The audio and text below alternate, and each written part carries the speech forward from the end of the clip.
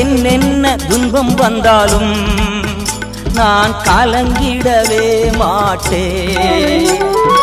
என்னென்ன துன்பம் வந்தாலும் நான் கலங்கிடவே மாட்டேன்.